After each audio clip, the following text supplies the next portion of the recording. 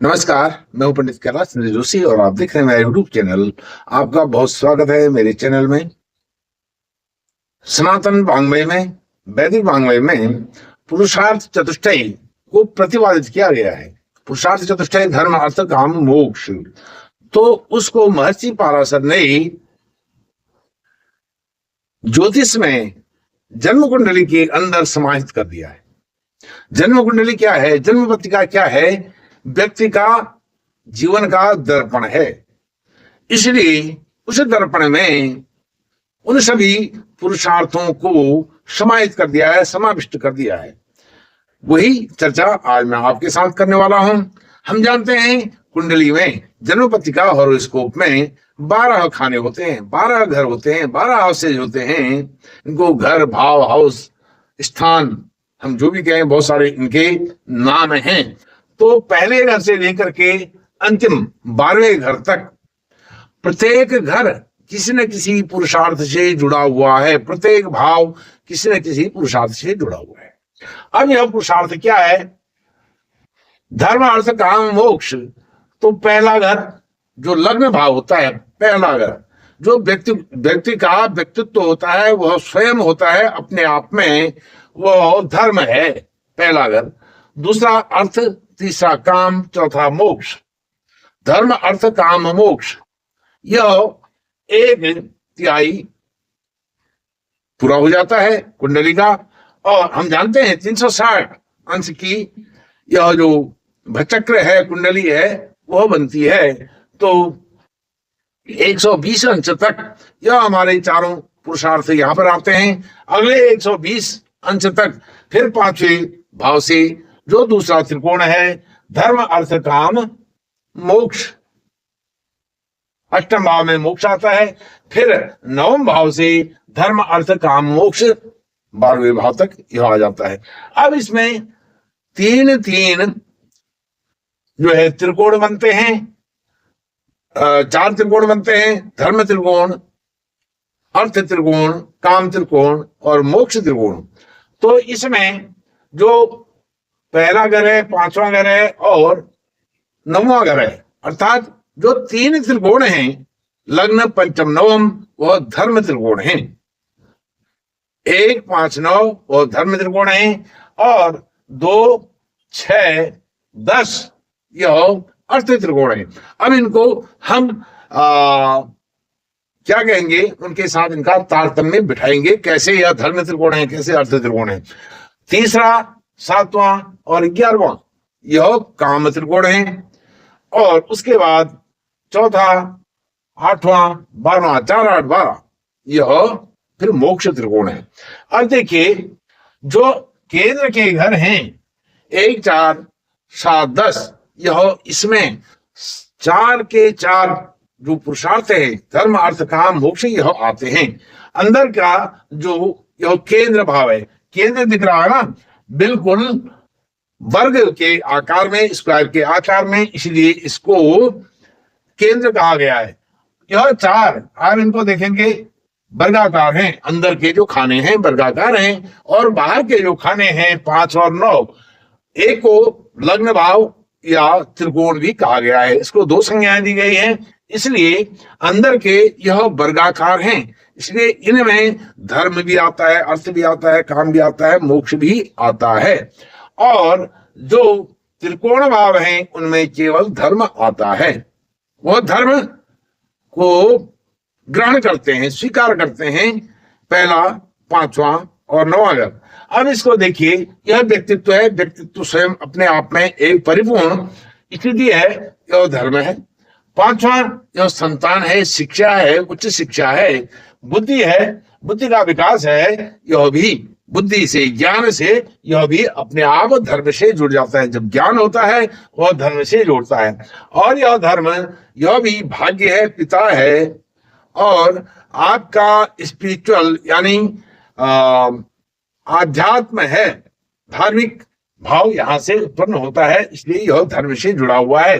अर्थ, यह हम जानते हैं दूसरा भाव यह धन का भाव होता है, इसलिए यह अर्थ से जुड़ा हुआ है। और छठा भाव यह हमारी जॉब से, हमारी कंपटीशन से, हमारे धन से, ऋण से जुड़ा हुआ है, इसलिए यह भी अर्थ से जुड़ गया है।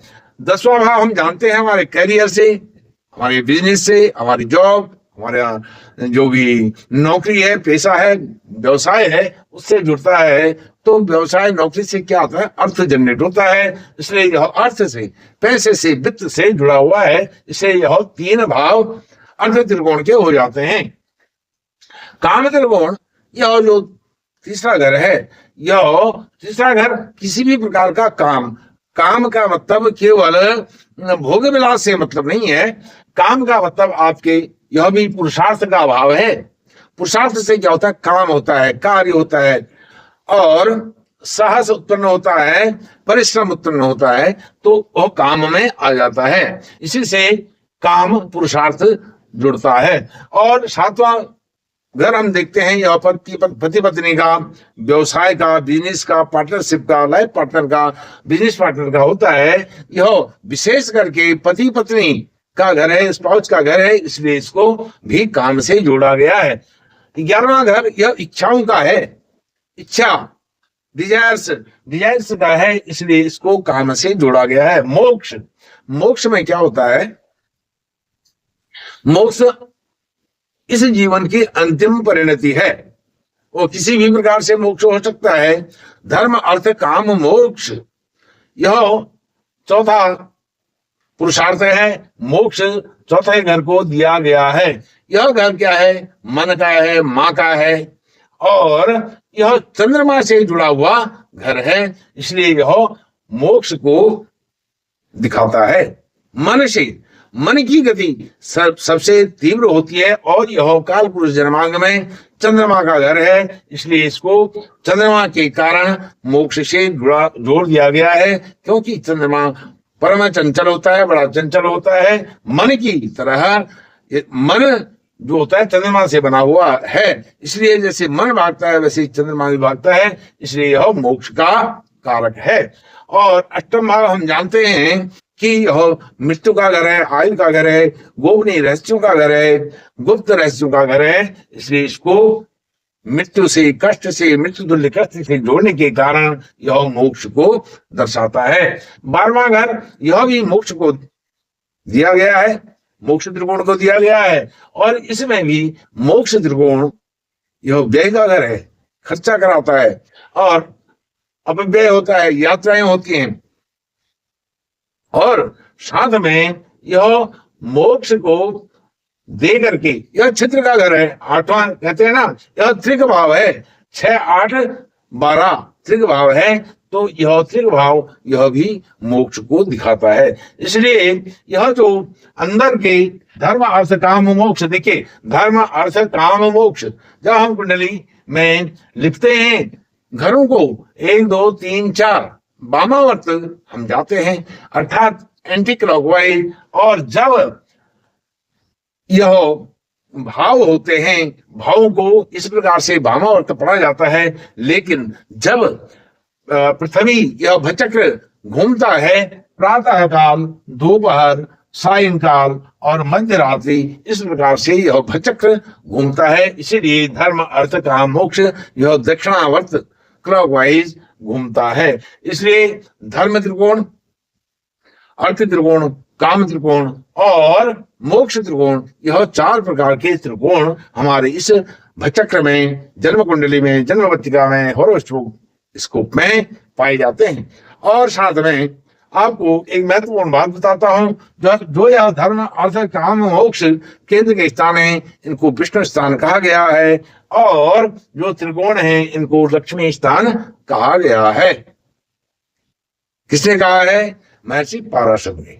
महर्षि पाराशर होरा शास्त्र के रचयिता हैं और फादर ऑफ एस्ट्रोलॉजी हैं, ज्योतिष के पितामह कहे जाते हैं। इस प्रकार से धर्म त्रिकोण, अर्थ त्रिकोण, काम त्रिकोण और मोक्ष त्रिकोण बन जाते हैं। 1 से लेकर 4, फिर 5 से लेकर के 8, 9 से लेकर के 12 जो घर होते हैं, यह धर्म अर्थ काम मोक्ष किसी न किसी पुरुषार्थ को दर्शाते हैं। यह विजन है हमारा, यह दृष्टांत है, यह दृष्टि है हमारे पुरखों की, हमारे पूर्वजों की, और उनकी संतति हम हैं, संतान हम हैं। हमें भी इसको अपनाना चाहिए और इसके अनुसार आचरण करके हम धर्म के मार्ग में जाकर के इनको सच्ची श्रद्धांजलि और नमन कर सकते हैं, दे सकते हैं। आप इस वीडियो को अपने शुभचिंतकों, जान पहचान के लोगों, सज्जनों के साथ, अपने मित्रगणों के साथ इसको शेयर करें। बहुत बहुत धन्यवाद। नमस्कार।